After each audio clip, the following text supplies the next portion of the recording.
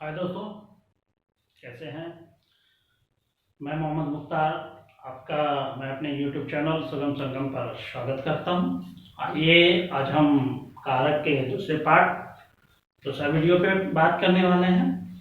आपसे निवेदन है कि इस वीडियो को देखने से पहले इनसे पहले वाला वीडियो आप देखें जो प्लेलिस्ट में है, क्योंकि उनको समझने के बाद आपको यह पाठ समझने में बहुत ही आसानी होगी। आइए शुरू करते हैं। पिछले पार्ट में हमने कारक क्या है, उनकी परिभाषा और कारक के भेद को जाना था और उनके जो विभक्तियां हैं उनको जानने का प्रयास किया था। आज हम कारक का भेद का पहला जो है कर्ता कारक, उसको हम आज जानने का प्रयास करेंगे और हम कोशिश करेंगे आपको कम से कम शब्दों में कारक की जो यह भेद है उसको समझाने का प्रयास करें। आइए शुरू करते हैं। कर्ता कारक किसे कहते हैं? तो दोस्तों, इसके नाम में ही लिखा है कर्ता। एकदम डाउट नहीं होनी चाहिए, कंफ्यूजन नहीं होनी चाहिए। कर्ता नाम से ही स्पष्ट है करने वाला, यह ट्रिक है। कर्ता कारक के नाम में ही कर्ता है, कर्ता का मतलब ही होता है करने वाला। तो इस आधार पे ही हम कर्ता कारक की परिभाषा बनाने का प्रयास करेंगे। देखिए, इसको हम इस तरह कह सकते हैं, वाक्य में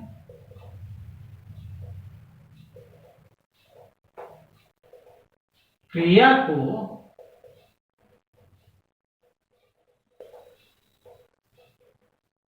करने वाले के अर्थ में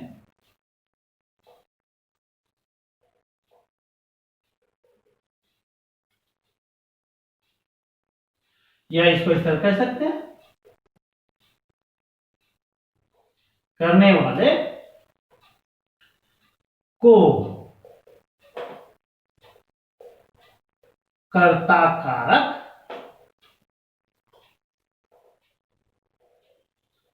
कहा जाता है। कोई लंबी चौड़ी परिभाषा रटने की जरूरत नहीं है दोस्तों, सीधा बोल देना है। वाक्य में क्रिया को करने वाले को कर्ता कारक कहा जाता है। यह वह कारक जो क्रिया के संपादक के अर्थ में प्रयुक्त होता है उसे कर्ता कारक कहा जाता है। ठीक है, और इसमें जोड़ देना है हमें इसकी विभक्ति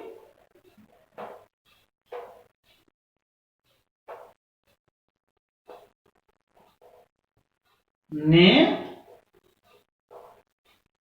तथा जीरो है। ये इनकी परिभाषा होगी।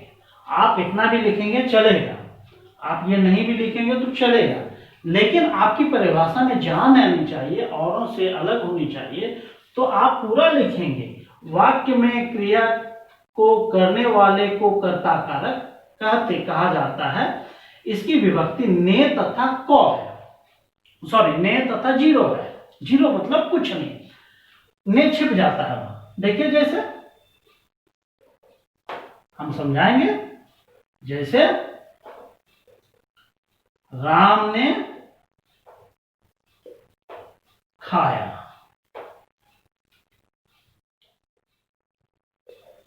सीता रोती है। ये दो वाक्य हमने लिखा है ताकि ये दोनों क्लियर हो जाए। इस वाक्य में क्या है दोस्तों, पहले तो हमें ये जानना है कि क्रिया कहां है। क्रिया ये हो काम, ठीक है, और यहां रोती है। पहले वाक्य में खाया क्रिया है, दूसरे वाक्य में रोती है क्रिया है। तो इन दोनों को करने वाले को हम कर्ता कारक कहेंगे।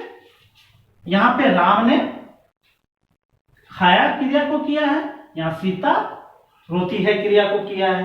तो इस आधार पर राम और सीता यहां कर्ता कारक हो गया। तो हम यहां समझाएंगे, इन वाक्यों में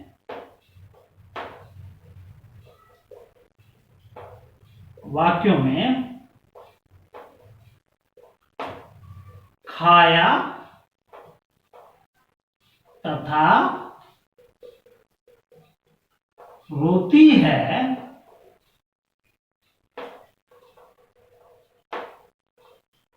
क्रिया को करने वाला क्रमशः, आप यहां ये चीज लिखना है, क्रमशः राम तथा सीता है। ठीक है, अतः यहां राम तथा सीता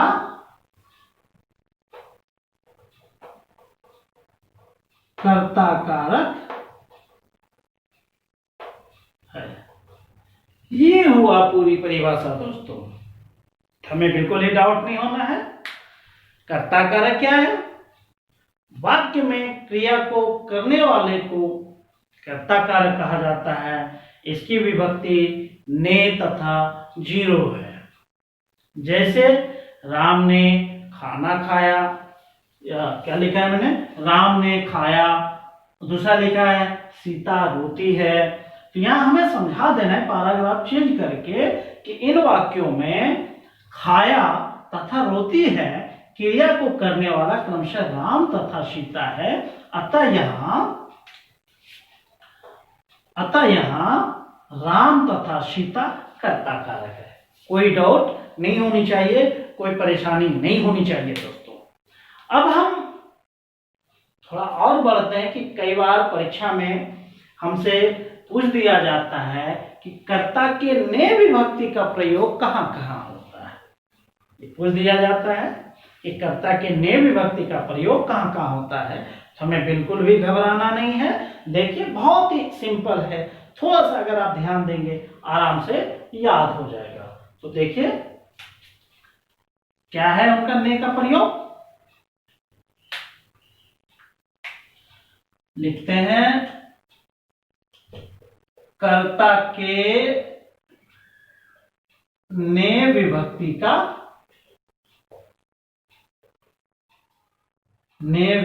का प्रयोग। यह हमसे पूछा जा सकता है, किसी भी रूप में पूछा जा सकता है कि ने का प्रयोग कहां कहां होता है। तो हमें डाउट नहीं होना है। देखिए पहली बात, कारक जब होता है, ने का प्रयोग जब होता है तो वह क्या है, क्रिया सकर्मक होती है। अब ये सकर्मक क्या होती है? सकर्मक मतलब जिसमें कर्म लगा हो। ठीक है ना। देखिए पहला क्या लिखेंगे, सकर्मक क्रिया में ने का प्रयोग होता है। प्रयोग होता है, कोई डाउट नहीं होनी चाहिए दोस्तों। सकर्मक क्रिया मतलब वह क्रिया जिसमें कर्म लगा है या लगने की संभावना है, उसे सकर्मक क्रिया कहा जाता है। इसके बारे में और भी डिटेल से हम आगे बात करेंगे जब हम क्रिया को पढ़ेंगे। तो यहाँ हम चूंकि कर्ता के ने का प्रयोग की बात हम कर रहे हैं, तो पहला शर्त है कि क्रिया जो है वह सकर्मक हो। अकर्मक रहेगा तो वो जो है कि ने का प्रयोग नहीं होगा। जैसे देखिए समझाते हैं, हमें समझाना है। जैसे यहां पर ही है, राम ने खाया, राम ने खाया। दो बातें हम लिखते हैं, राम ने चावल खाया। ये दो वाक्य है, दोनों करीब करीब एक ही है। तो क्या कह रहा है, सकर्मक क्रिया में ने का प्रयोग होता है। क्रिया क्या है, खाया। खाया सकर्मक है क्योंकि क्या खाया है, अगर हम सवाल करेंगे, प्रश्न करेंगे तो उसका जवाब मिल जाएगा। लेकिन अगर हम पूछेंगे कि राम हंसा, अब क्या हंसा, इसका कोई जवाब नहीं मिलता है। मतलब पहचानने का, सकर्मक और अकर्मक को पहचानने का सिंपल सा नियम है कि आप प्रश्न कीजिए, क्या, एक सवाल कीजिए क्या। अगर उसका जवाब मिलता है तो इसका मतलब वो सकर्मक है, जवाब नहीं मिलता है तो वो अकर्मक है। उसी तरह यहाँ खाया क्रिया है। अगर हम सवाल करेंगे क्या खाया, तो कुछ ना कुछ तो जवाब मिल ही जाएगा। रोटी खाया, चावल खाया, ब्रेड खाया, बिस्किट खाया, कुछ भी मिल सकता है। तो इस अर्थ में क्या है कि कर्ता में फिर ने का प्रयोग होता है। ठीक है, वही चीज हमने बढ़ा के लिख दिया है कि राम ने चावल खाया, ये सकर्मक है। जिसमें कर्म लगा है, ये कर्म, ठीक है, कर्म लगा है या लगने की संभावना है, इसमें संभावना है कि लग सकता है या लगा हुआ है। तो इस अर्थ में क्या है कि कर्ता में ने का प्रयोग होता है। आप इनको और बढ़ा सकते हैं, सकर्मक क्रिया में, या इसको इस तरह करते हैं, सकर्मक क्रिया में के अर्थ में, इस तरह लिख दें हम और बढ़िया हो जाएगा। सकर्मक क्रिया के अर्थ में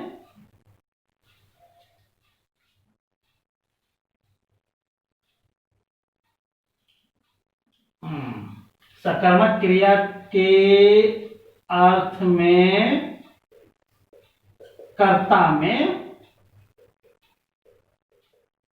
ने प्रयोग होता है। ठीक है दोस्तों, ये हो गया पहला। अब आइए दूसरा।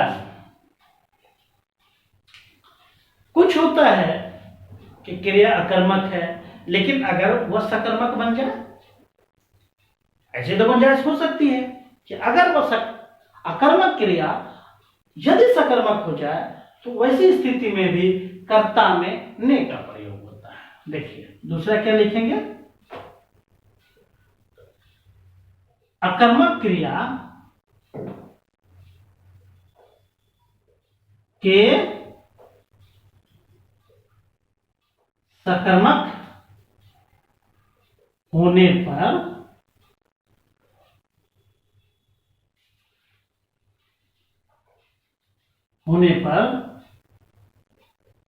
कर्ता में ने का प्रयोग होता है।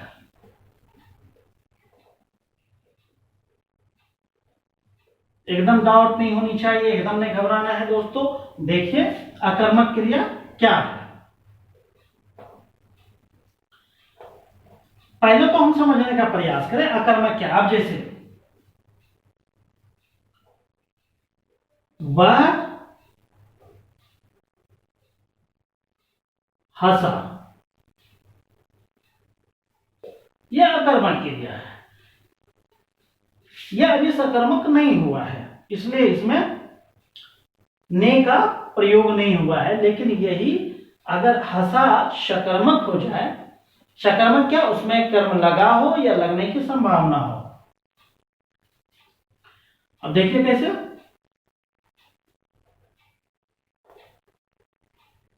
उसने जोर से हंसा, यह हमने एक वाक्य लिखा है। हंसा अकर्मक क्रिया है, लेकिन यह सकर्मक बनाया गया, इसमें जोर से जोड़ा गया। ठीक है ना, हंसा अकर्मक है, उसको सकर्मक किया गया, जोर से कर्म जोड़ा गया एक जोर से। तो ऐसी स्थिति में क्या है कि जब अकर्मक सकर्मक हो जाता है तो कर्ता में ने का प्रयोग होता है। अब जैसे और उदाहरण ले लीजिए आप, तो इसमें नहीं लगा, इसमें लग गया। दूसरा लिखिए उदाहरण, और उसने टेढ़ी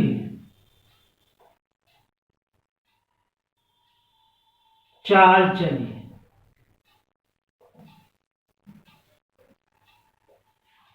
यहां भी चाल चली अकर्मक क्रिया है। ठीक है दोस्तों, इनको सकर्मक बनाया गया तो उसमें कर्म जोड़ा गया,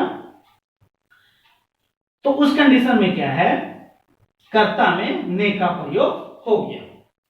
तो मेरा विश्वास है कि तुम्हें कोई डाउट नहीं होनी चाहिए। आप चाहे इनका स्क्रीनशॉट लें या लिख लें, फिर हम इसमें आगे बढ़ेंगे कि और भी इनका जो है कि स्थिति है जिसमें ने का प्रयोग होता है। आइए दोस्तों, इनका तीसरा पार्ट देखें।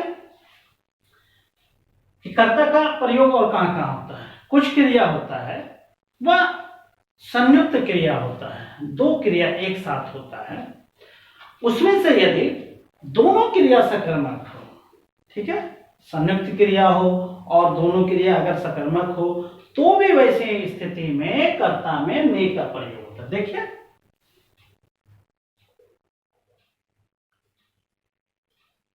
संयुक्त क्रिया में यदि दोनों क्रिया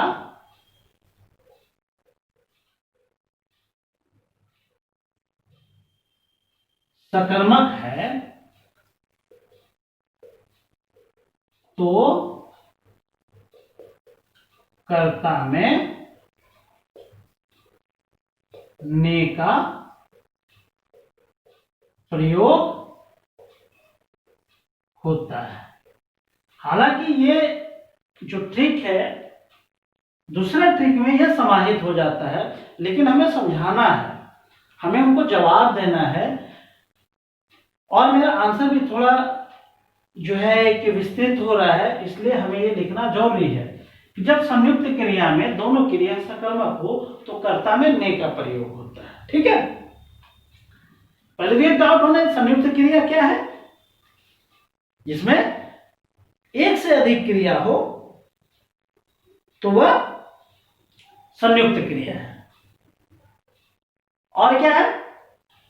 दोनों क्रिया यदि सकर्मक हो गई, वैसी कंडीशन में कर्ता में ने का प्रयोग होता है। ठीक है दोस्तों, जैसे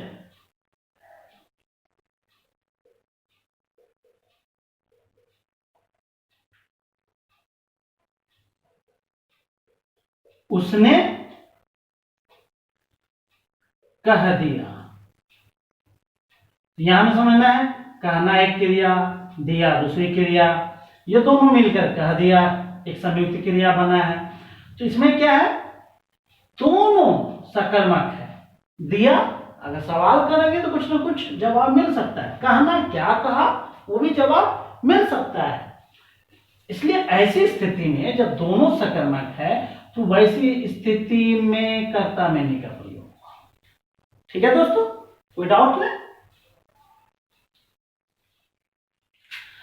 अब आइए चौथा स्थिति, जो एक महत्वपूर्ण स्थिति है।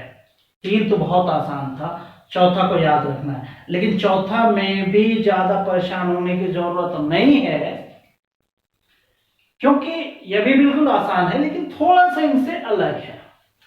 आगे हम काल पढ़ेंगे, भूतकाल के भेद पढ़ेंगे,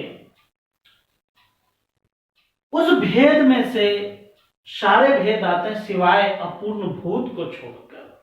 ठीक है, देखिए कौन कौन से भूतकाल में इसका उपयोग होता है।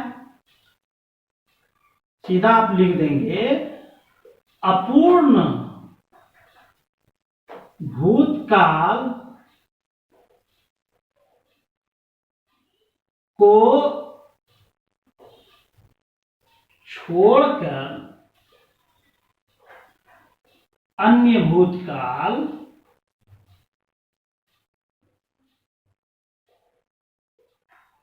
में ने का प्रयोग होता है।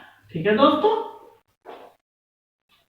हम चाहते वो भी लिख सकते थे, लेकिन हमने उनको और छोटा बना दिया कि अपूर्ण भूतकाल को छोड़कर अन्य भूतकाल में ने का प्रयोग होता है। क्या मतलब हुआ?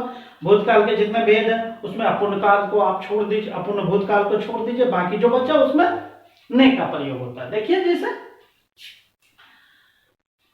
आसन्न भूत एक भेद है, आसन्न भूत राम ने खाया है। आसन का मतलब ही होता है अभी तुरंत बोलने से जस्ट पहले राम ने खाया है। तो ऐसी स्थिति में आसन भूत में भी ने का प्रयोग होता है, इसका हम डिटेल आगे पढ़ेंगे। फिलहाल हम यहाँ पे जानने का प्रयास कर रहे हैं कि ने का प्रयोग कहाँ होता है। आसन भूत में ने का प्रयोग होता है। ठीक है, पूर्ण भूत में, पूर्ण भूत में मतलब भूतकाल में कार्य पूरा हो चुका है, बहुत पहले हो चुका है। उसी को अगर लिख दीजिए,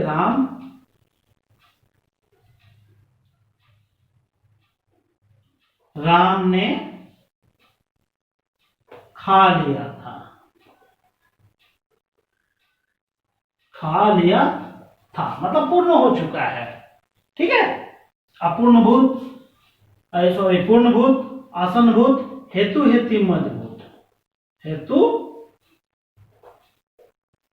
हेतु मद भूत मतलब हेतु लगा है, कोई भी काम रुक गया, अटक गया, उसमें कोई ना कोई हेतु लगा हो, कोई ना कोई कारण की वजह से अगर काम रुका है तो उसको हेतु हेतु मद भूत कहा जाता है। देखिए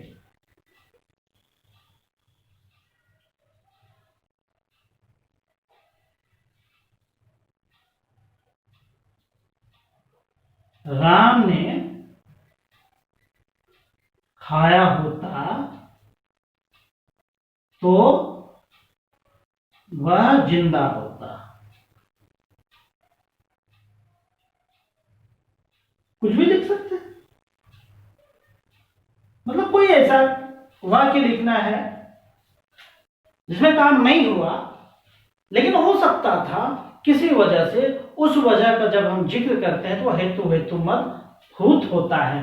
वैसी स्थिति में भी जो है कि कर्ता के ने का प्रयोग होता है। ठीक है दोस्तों। और क्या है, एक और है वेद, आइए हम इधर लिखते हैं। हेतु हेतु मद भूत हो गया, एक है सामान्य भूत, सामान्य भूत, भूतकाल की सामान्य क्रिया को सामान्य भूत कहा जाता है। उसमें क्या है, राम ने कहा।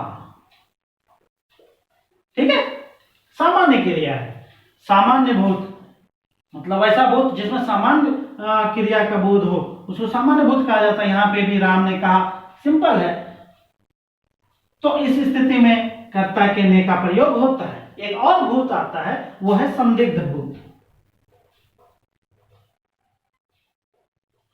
संदिग्ध भूत। ठीक है दोस्तों, संदिग्ध नाम में संदिग्ध है, संदेह हो, कोई अगर हमें संदेह होता है तो उसको संदिग्ध भूत कहते हैं। ठीक है,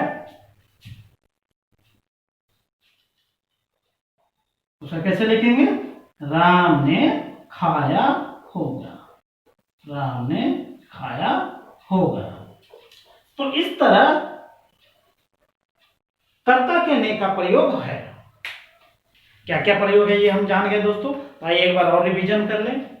कर्ता कारक क्या है, वाक्य में क्रिया के करने वाले को कर्ता कारक कहा जाता है। ठीक है, इसकी विभक्ति ने और जीरो है, ये लिखेंगे। जैसे हम समझाएंगे, जैसे हमने दो उदाहरण लिखा है, राम ने खाया, सीता रोती है। यहां खाया क्रिया को जो है करने वाला राम है, इसलिए राम कर्ता कारक है। सीता रोती है, यहाँ रीता रोती है क्रिया है, उसको करने वाली सीता है, इसलिए सीता कर्ता कारक है। ठीक है दोस्तों। अब हमें सवाल पूछा जाता है या पूछा भी जा सकता है कि कर्ता के ने का प्रयोग कहाँ कहाँ होता है, उसको समझाने का प्रयास कीजिए। तो हमें बिल्कुल घबराने की जरूरत नहीं है। अभी हमने समझाया था, चार उनका प्रमुख हमने सूत्र दिया है, चार प्रमुख कंडीशन है जिसमें कर्ता के ने का प्रयोग होता है। पहला हमने क्या समझाया था कि सकर्मक क्रिया के अर्थ में कर्ता में ने का प्रयोग होता है। ठीक है। दूसरा क्या समझाया था, जब अकर्मक क्रिया सकर्मक हो जाती है तो कर्ता के ने का प्रयोग होता है, कर्ता में ने का प्रयोग होता है। तीसरा क्या समझाया, संयुक्त क्रिया में यदि दोनों क्रिया सकर्मक है तो वैसी स्थिति में भी कर्ता में ने का प्रयोग होता है। ठीक है, यहां तो कोई डाउट नहीं होनी चाहिए। और चौथी स्थिति हमने बताया कि भूतकाल में 6 भेद होते हैं, उसमें आप जो है कि अपूर्ण भूतकाल को छोड़ दीजिए, बाकी जो भूतकाल आते हैं उसमें कर्ता में ने का प्रयोग होता है। वो कौन कौन सा है देख लीजिए दोस्तों। आसन्न भूत है, राम ने खाया है, या ने का प्रयोग है। पूर्ण भूत है, राम ने खा लिया था। हेतु मत भूत है, राम ने खाया होता तो वह जिंदा होता।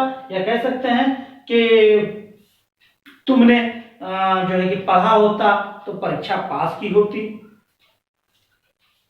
सामान्य भूत है, राम ने कहा। संदिग्ध भूत है, राम ने खाया होगा। ये इसको इस तरह भी लिख सकते हैं कि आसन्न भूत, पूर्ण भूत, हेतु मत भूत, सामान्य भूत और संदिग्ध भूत में कर्ता के ने का प्रयोग होता है। हमें विश्वास है दोस्तों कि कर्ता से संबंधित जो परीक्षा में प्रश्न पूछे जाते हैं अब उसमें कोई डाउट नहीं होनी चाहिए। हमें विश्वास है कि आप आराम से बिना झिझक के आप जवाब दे सकते हैं। तो आपसे फिर से जो है एक निवेदन है दोस्तों कि आप वीडियो को जितना ज्यादा से ज्यादा लाइक कीजिए, कमेंट कीजिए और जितना ज्यादा से ज्यादा शेयर कर सकते हैं शेयर कीजिए, क्योंकि मैं जितना मेहनत कर रहा हूं इसका फायदा और भी ज्यादा साथियों तक हो। और मैं कोशिश करूंगा कि हिंदी व्याकरण जितना जल्द समाप्त हो जाए, इसके बाद मैं और भी सब्जेक्ट पे बात करूंगा। इसके साथ थैंक यू। जय हिंद, जय भारत।